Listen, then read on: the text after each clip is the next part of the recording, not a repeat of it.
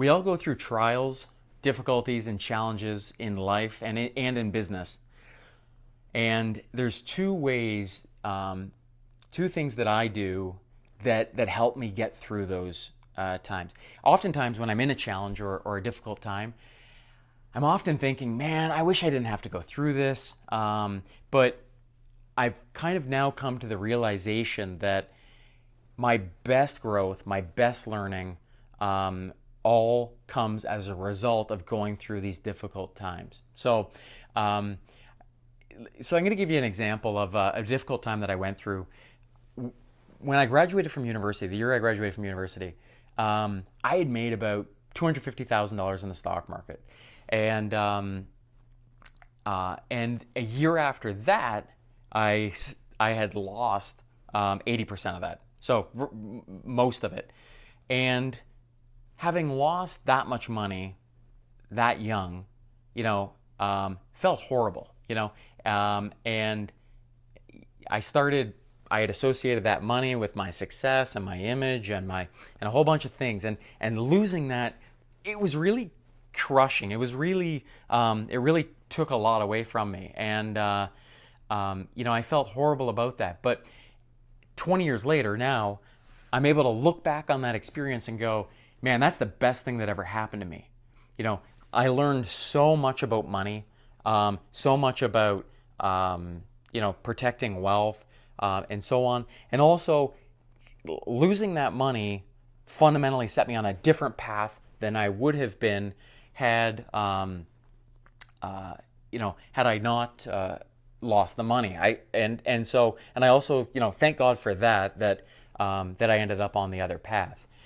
And so, when I now go through a difficult time or trial, as I said, there's two things that I do. And one is I often remember.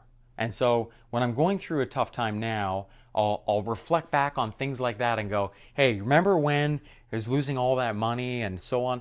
It's like, no, great things came about because I lost that money, and thank goodness I lost that money. And also, thank goodness I learned those financial lessons at 24 and not at 41. And so, through remembering past trials, it's very helpful to helping you get through, current trials. And the other thing that's so helpful is when you're going through a trial to do this exercise, to write out what's the worst thing that can happen, and to really think about absolute worst case scenario.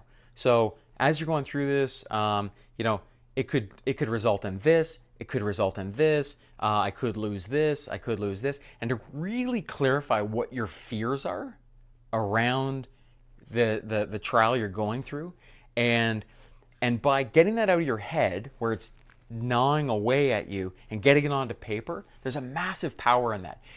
The fear of suffering is often worse than the suffering itself. It's like when it's just this abstract thing that we're going through with these abstract consequences in our heads, it feels horrible and it really saps our energy and drags us down.